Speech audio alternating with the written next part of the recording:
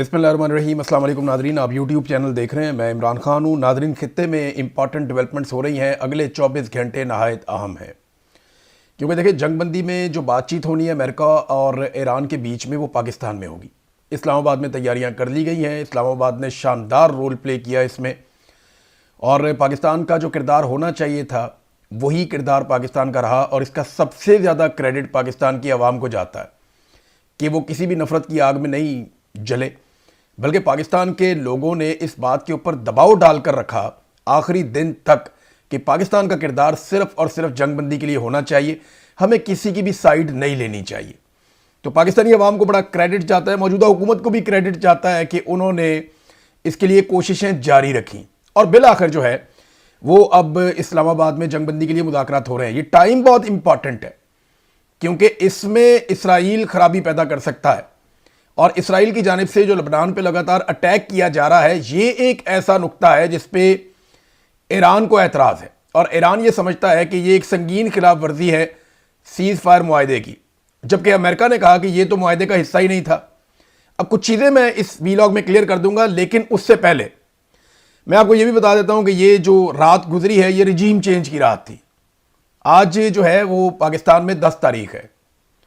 आप जब ये वीलॉग सुन रहे हैं तो 10 तारीख की सुबह है।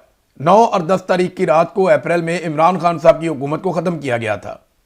रिजीम चेंज ऑपरेशन किया गया था आज से 4 साल पहले। इस हवाले से मैं आपको कुछ ऐसे हकायक बताऊंगा जो इससे पहले मैंने आपको नहीं बताए। आज इस वीलॉग में मैं आपके सामने रखूंगा।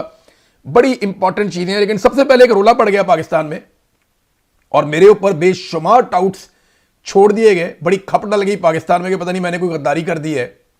और मैं ये चाहता हूं कि कोई जंग लगी रहे ईरान की, और ये जंग ख़त्म ना हो और पाकिस्तान जंग का हिस्सा बन जाए और पाकिस्तान जंग लड़ना शुरू कर दे। तो मैं आपको चंद चीज़ें बता देता हूं कि पहले दिन से आप मेरी वीडियो सुन रहे हैं, मैं एक ही बात कर रहा हूं कि पाकिस्तान को हर सूरत में गैर जानिबदार रहना चाहिए।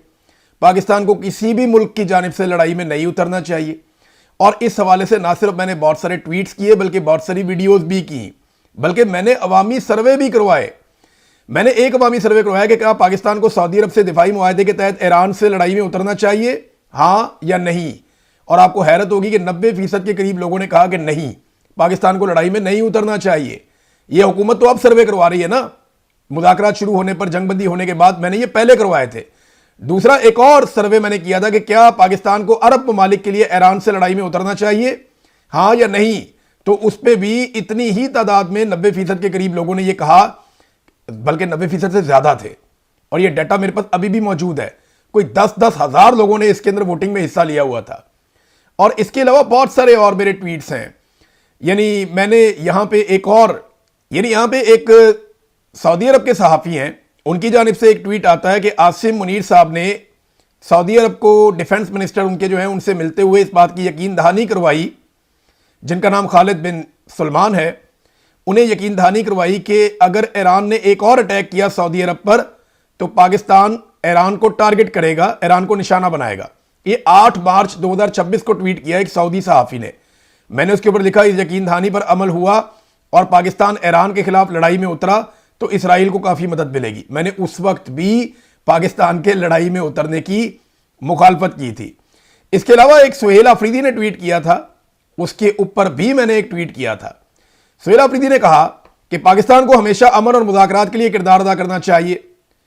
और उस पर मेरा ट्वीट है, और ये तारीख भी मैं आपको बता देता हूं, ये 1 अप्रैल 2026 का ट्वीट है। तब तक किसी के नहीं आइडिया में था कि जंगबंदी होगी या नहीं होगी।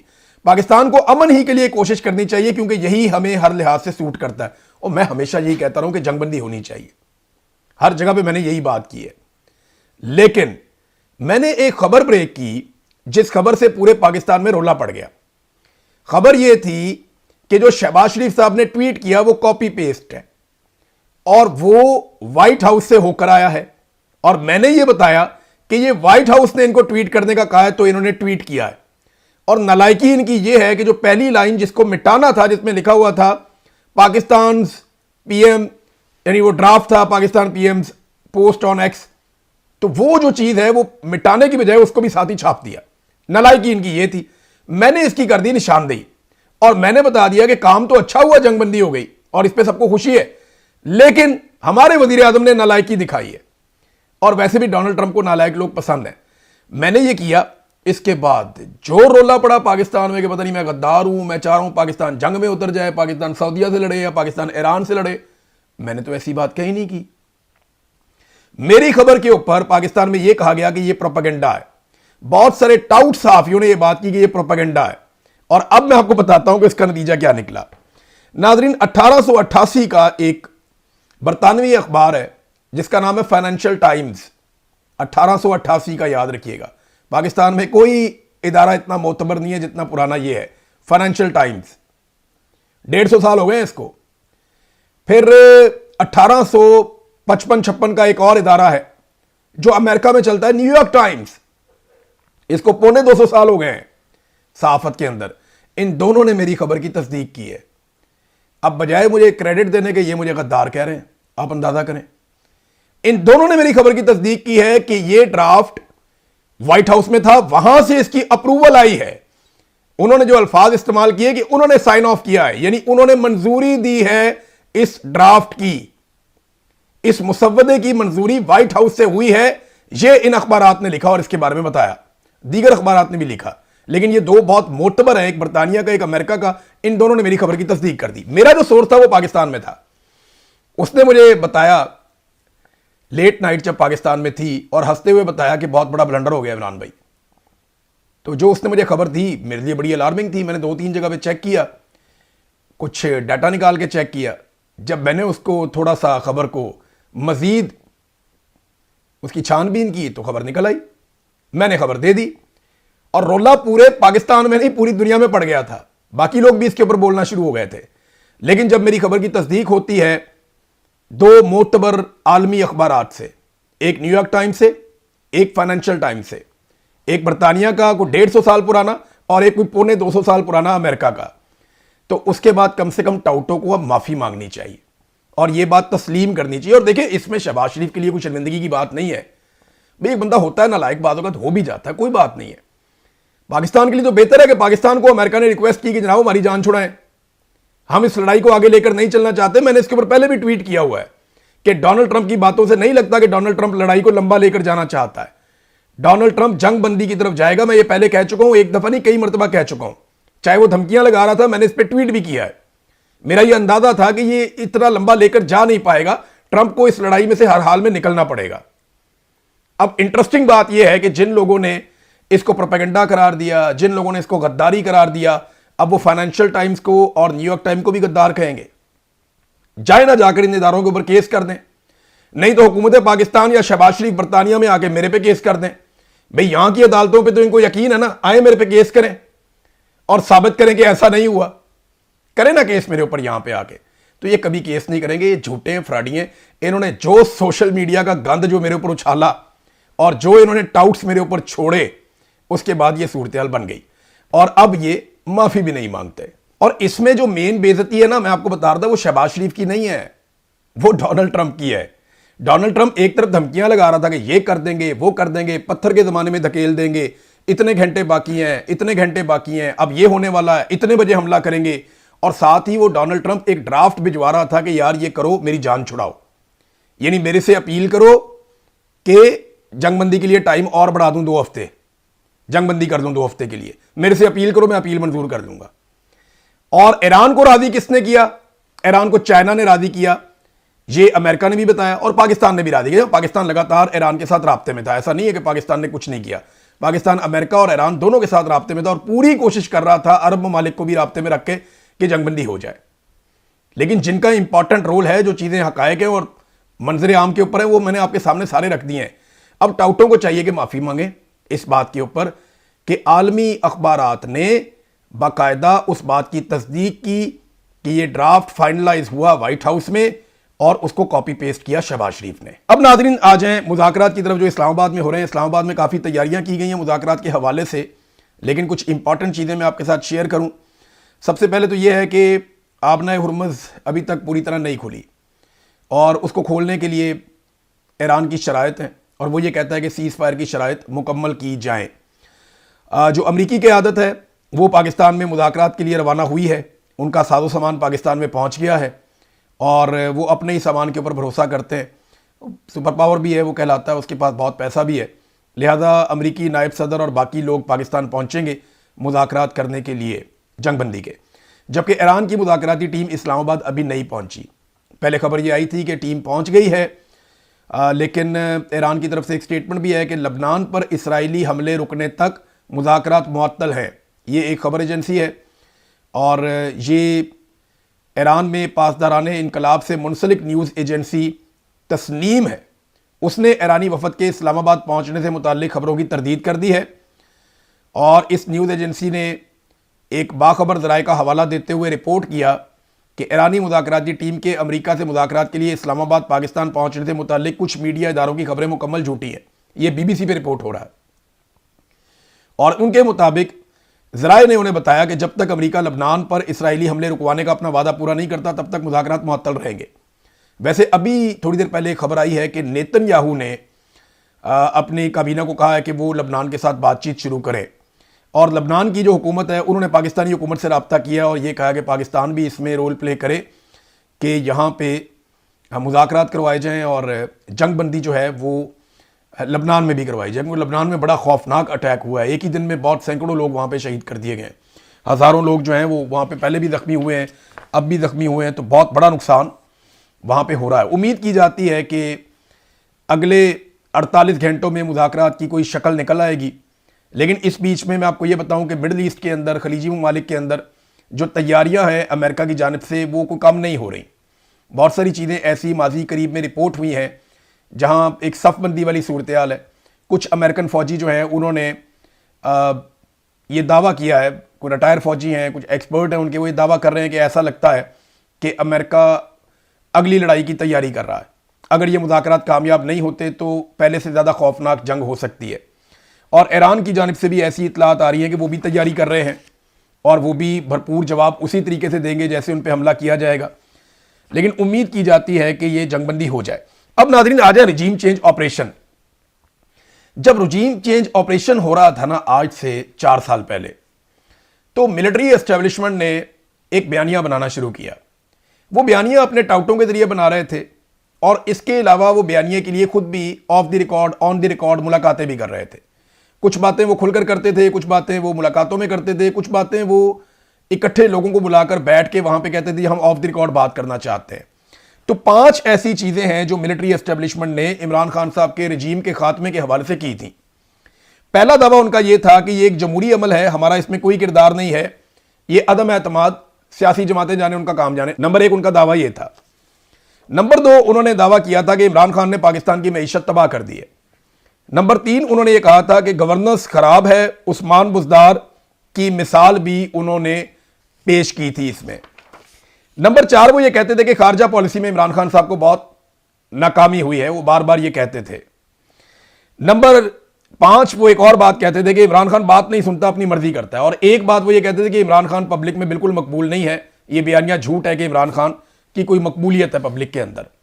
ये 6 बातें बार बार पाकिस्तान की मिलिट्री एस्टेब्लिशमेंट हर जगह पे करती थी। आज 4 साल के बाद ये 6 बातें कितनी सच साबित हुई। सबसे पहली बात, ये जमहूरी अमल का हिस्सा है, इसमें मिलिट्री एस्टेब्लिशमेंट का कोई किरदार नहीं है, हम कोई रिजीम चेंज ऑपरेशन नहीं कर रहे। तो रिजीम चेंज ऑपरेशन में शामिल फजल रहमान, ख्वाजा आसिफ, जावेद लतीफ, मिफ्ता इस्माइल, शाहिद खाकान अब्बासी, MQM, ANP, हत्ता के बैनुल अक़वामी मीडिया और बहुत सारे प्लेयर्स रिजीम चेंज ऑपरेशन की गवाहियां दे चुके हैं। मोहम्मद जुबैर भी इसकी गवाही दे चुके हैं कि मिलिट्री के साथ मिलकर, फजल रहमान साहब ने तो नाम लेकर बताया कि जनाब फलां फलां जर्नैल था, इन्होंने कहा था आओ इसकी हुकूमत गिरा दो। तो रिजीम चेंज ऑपरेशन की गवाहियां आ चुकी हैं। फौज की यह बात जो मिलिट्री एस्टेब्लिशमेंट ने उस वक्त कही वो गलत साबित हुई। नंबर 2, इमरान खान ने मईशत तबाह कर दी। यह बयानिया बहुत फैलाया गया उस वक्त, महंगाई बहुत है, मईशत तबाह हो गई। तो कर्जे इमरान खान साहब के दौर में जितने थे आज उससे दुगने हैं। यानी 75 साल में पाकिस्तान ने जितने कर्जे लिए 4 साल में उतने ले लिए। बेरोजगारी इमरान खान के दौर से ज्यादा है। गुर्बत की शरह इमरान खान के दौर से बहुत ज्यादा है। बजट खसारा इमरान खान साहब के दौर से डबल है।